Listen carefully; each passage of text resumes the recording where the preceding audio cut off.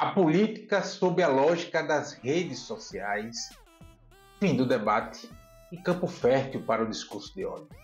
Vem comigo. Antes de seguir, gostaria de pedir seu like nesse vídeo e sua inscrição nesse canal.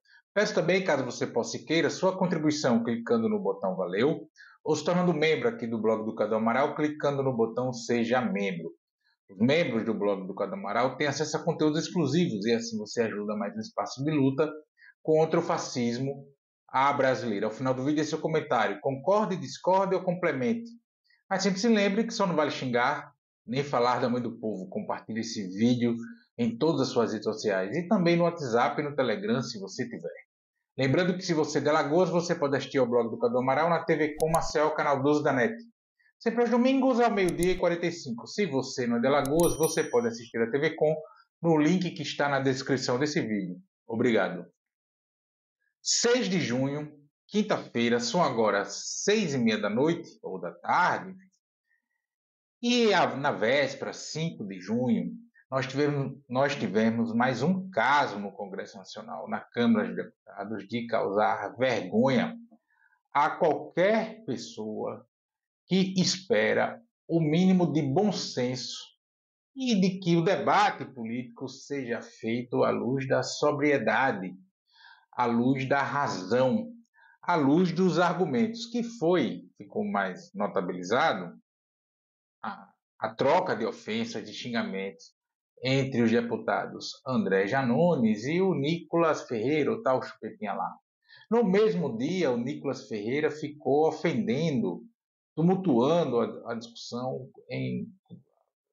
contra a deputada Erika Hilton, que é uma mulher trans. Episódios como esse, do não debate, de como não deveria se portar um parlamentar eleito pelo povo, que custa caro aos cofres públicos, e aqui não estou fazendo nenhuma alusão, negação de recursos, enfim. Democracia é cara, democracia custa dinheiro mesmo. Mas que deveriam se portar de forma melhor. O que a gente tem visto nos últimos anos é a ascensão da influência das redes sociais sobre a política. A política está sob o domínio da lógica das redes sociais. As redes sociais podem ser, deveriam ser, um excelente instrumento para ampliar o alcance da comunicação entre as pessoas, ampliar espaços em que as pessoas expusessem seus pontos de vista, suas opiniões, etc. Na expectativa de que tudo isso se desse de forma civilizada, ocorre que a lógica das redes sociais, o que tem pior nas redes sociais, melhor dizendo, essa lógica da perversidade, do discurso de ódio, da ofensa, do xingamento, da desconstrução do outro, da desumanização, do achincalhe ao terceiro, é o que tem dominado boa parte do debate político em todo o país. Não são raros, não são poucos os exemplos de parlamentares que, ao invés de fazer o debate político de forma coerente, ponderada, moderada, pelo menos na forma, porque no conteúdo você pode ser mais radicalizado no sentido correto da palavra, porque radicalização não significa necessariamente agressividade. Mas não é isso que nós estamos vendo.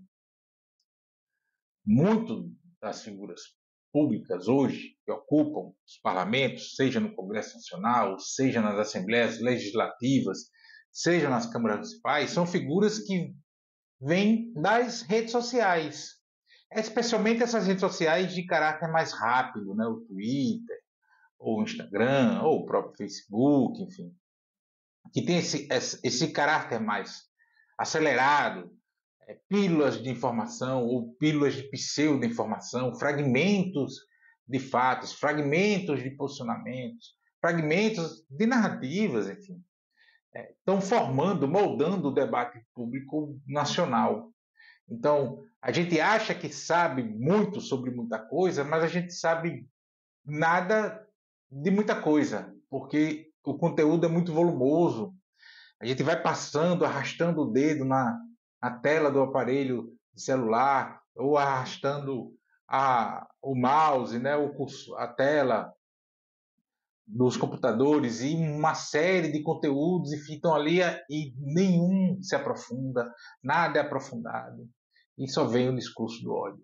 Antigamente, vamos dizer assim, no início dessas redes, do Facebook, Twitter, falava-se muito da caixa de comentários do G1 e do UOL, que eram o chorume da sociedade e tal. Esse chorume hoje tem mandato parlamentar. Essas figuras estão sob a lógica do engajamento.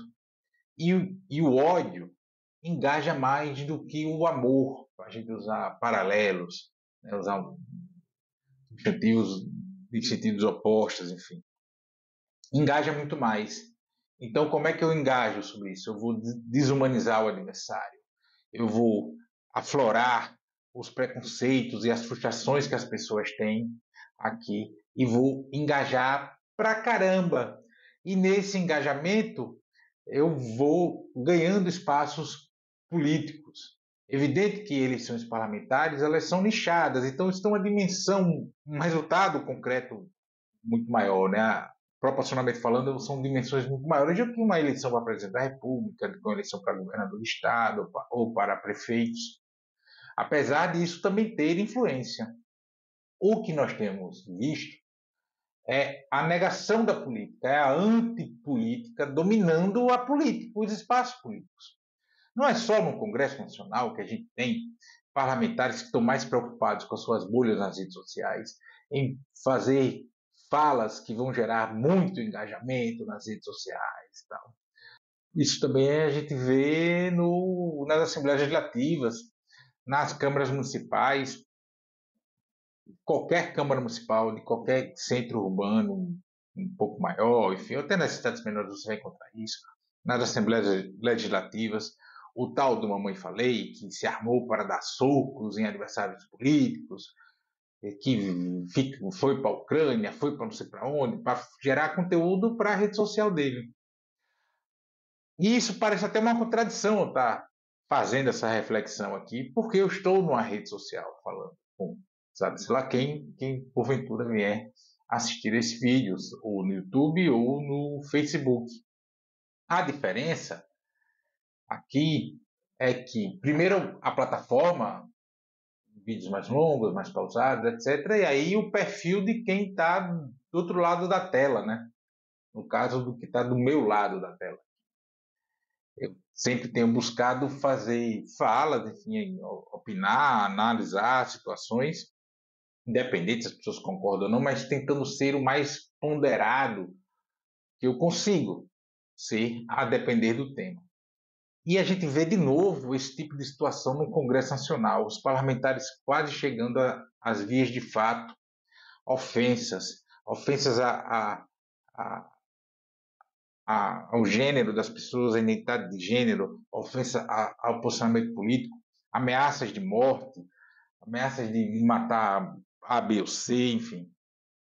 E esse cenário fortalece muito essa turma dessa nova extrema-direita que a gente tem aí, do neonazifascismo à brasileira. Não só no Brasil, mas no mundo inteiro, são figuras saídas das redes sociais que se aproveitaram da frustração de muita gente com N situações, essencialmente por não entender. E aí as pessoas, de modo geral, não têm a obrigação de entender minimamente como se dá a disputa política, o jogo político, a relação dos poderes, não tem a obrigação de entender isso.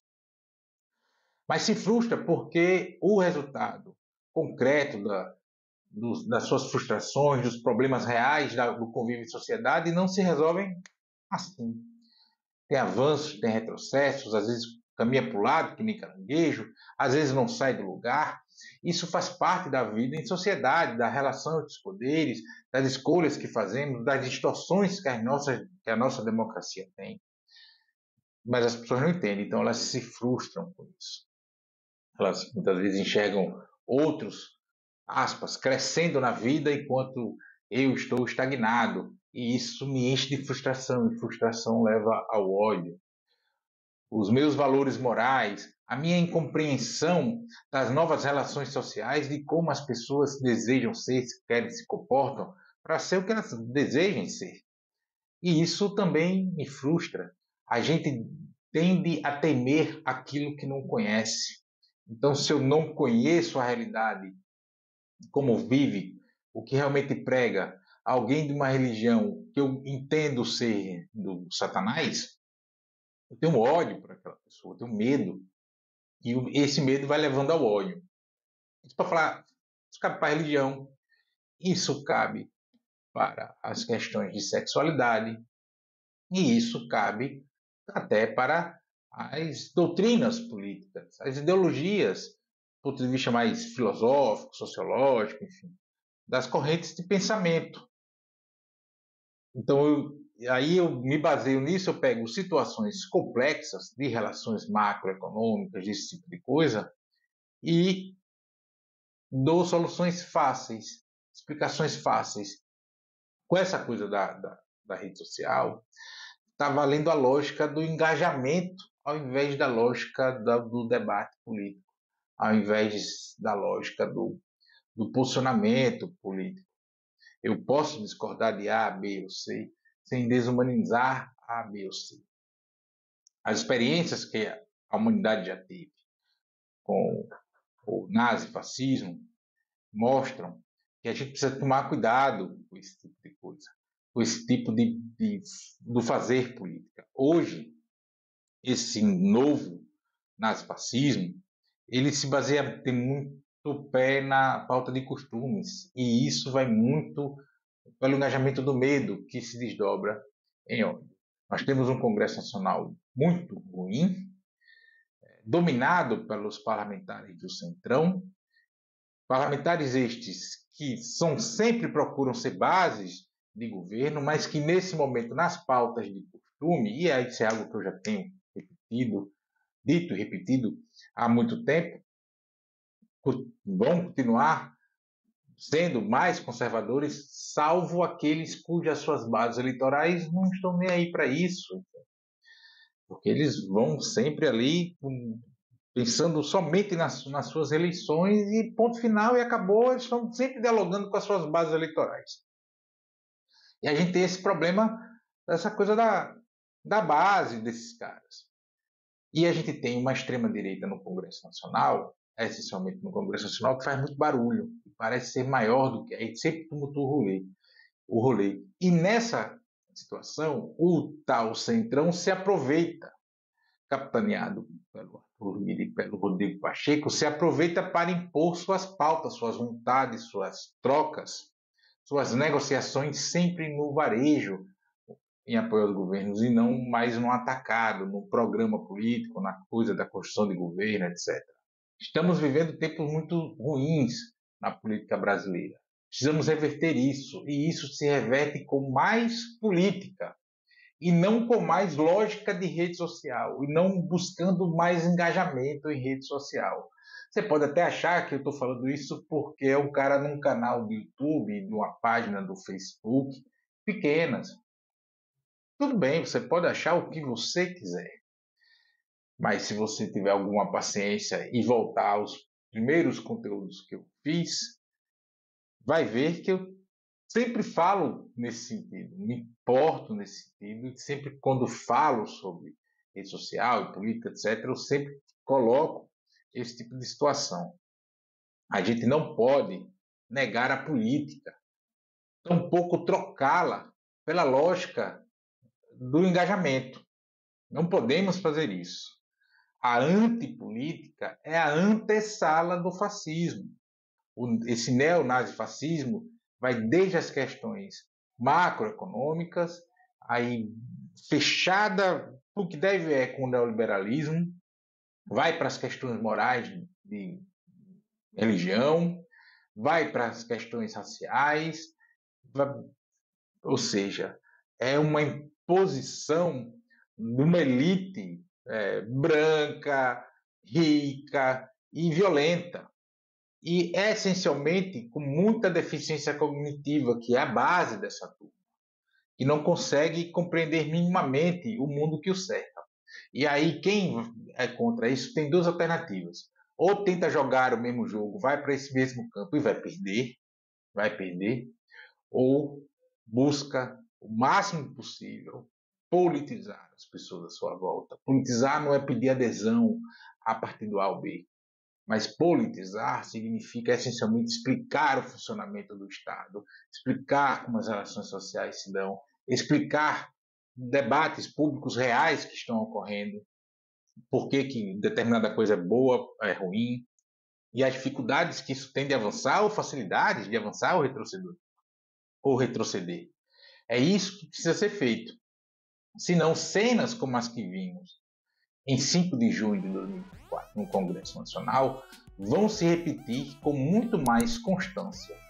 E se a política brasileira se deixar dominar por esse tipo de comportamento, tchau e bênção.